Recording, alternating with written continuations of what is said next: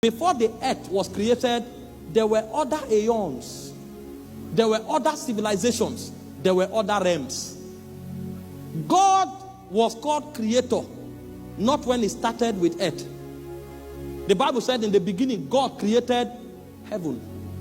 So he was creator many aeons before it became necessary to create earth. And before men were created, God had created many other ranking entities. Princes in Zion. Some of them have statues of rulers. Even when they fell, they were still recognized as rulers of darkness. Because of the level of scepter they were wielding in the realm of God. They were created princes. So even in the state of their fall, if you make a mistake of undermining them, you'll be in trouble. They are called the rulers of the darkness of this world. Now, all of this happened before man came. And even in the realm of God, there are some that were not given designation. They were called elders. So they have become so old. And only God knows what reference was used to judge their age. Because they are living in a realm where time does not exist. In the realms eternal, time is not a framework of reference. Now, if a being is living in a realm where there is no time and is called an elder, the question you ask yourself is, by what parameter was your age judged? How did you become an elder? It means there are many businesses in the corridors of light that creatures that have existed before us are already actively participating in. And so when God created us, we were novices. In fact, we were so much of novices that a fallen prince could deceive Adam cheaply. He didn't need a rehearsal. He showed up and looked at him, and he saw him as the last born of creation. He said, before you came here, there's a government beyond the stars. I was in the realms of God. I walked in the midst of the coals of fire. I know the ways of Abba. When God was contemplating creating your civilization, we were there. We sang into the foundation of the earth. I'm a singer. I know the mysteries of sound. In the corridors of glory, I am a captain of sound. And God cannot function without sound. I know how your makeup was designed. And when he looked at the man, he saw his naivety and it deceived him cheaply.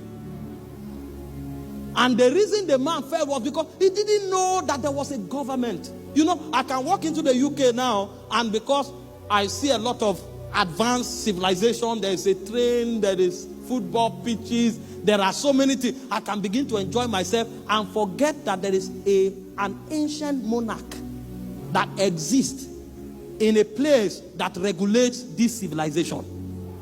And if I'm not careful, if I fall into rebellion, that monarch can use this system to find me and eject me. Because it may look as if the territory is free, but there is a system regulating it. And that monarchy is more ancient than my grandfather's. Some of the buildings standing here were built 1,000 years ago, when no cell, no chromosome had matured to think of bringing me. So I can come into this civilization and forget that there's a government, that everything I'm seeing is not random. Everything I'm seeing is regulated, highly regulated. And for me to be relevant, I must enter that government and align myself. So when Adam came, he didn't know that there was a government, that he needed to align himself. He went on a journey of his own devising. He saw apple and he said, wow, these fruits are healthy. He chewed some and he was having fun. He saw the river. He went and was swimming. He didn't know that there was a government he was sent here to represent. That earth was a constituency amongst many constituencies. He would have asked himself, why is Michael called Ark? If he would have asked some question, why is he called Ark? It means there's a quadrant that this guy commands. So he's a commander among certain angels that operate in a government. He didn't know a civilization was going on. And so he fell. And since that man fell, God has been on a project of recuperation, of restoring and of redeeming the earth. Because his constituency is about to be cut off. A county is about to be cut off. In the heavens, there are many realms represented by many entities of glory, dominions, principalities, powers, rulers. This is one of our dominion. He came here and he began to live for pleasure. He's about to be cut off. And so from the day the man fell, the whole idea of legislation in Zion was an attempt to redeem him. And so Jesus showed up, and he knew what he was going to do to restore humankind back to their place, not in having fun, but in representing God as constituency agents that represents an aeon. But when he looked into the spirit, a lamentation came out of his spirit. He said, the harvest is truly, truly plenteous. He said, the laborers are few. And he now said, pray ye the Lord of the harvest, that he might send laborers into his harvest. And so the reason some of us became aware of serving God is not because we are smart. We came by prayer. We came by the priesthood of patriarchs. We came by the priesthood of the Christ himself. We came by prayer. We didn't come because we are wise. And so when a conference like this is put together, because we have realized that God has an agenda and we are representing that agenda, we know we need to pray for more to come. And so all of you seated here, number one, this conference is going to awaken you to the fact that you are not living here for fun. You are living here as a representative of the government of God. God wants to colonize the earth, and you are the agent that he is sending. You came by prayer. And if you fail in your duty as a custodian and an ambassador of heaven, United Kingdom will plunge into darkness.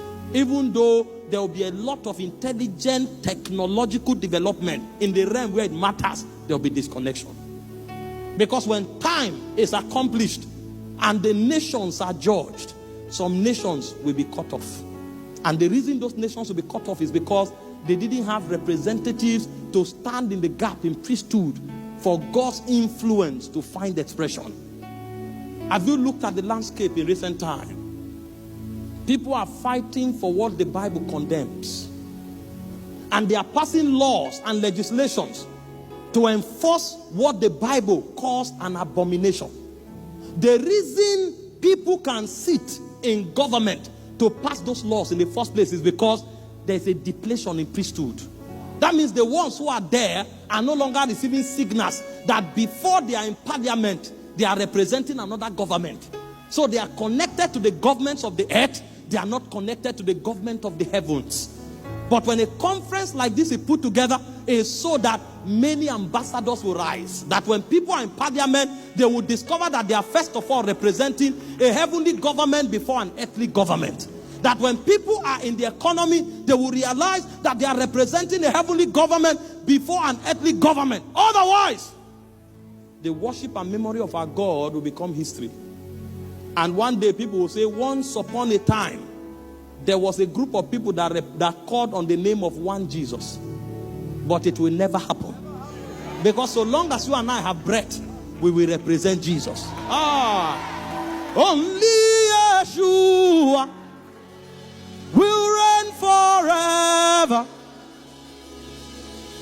To your kingdom there is no end. There are kings, there are kingdoms,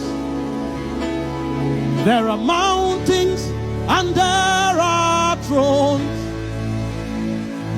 Only Yeshua will reign forever.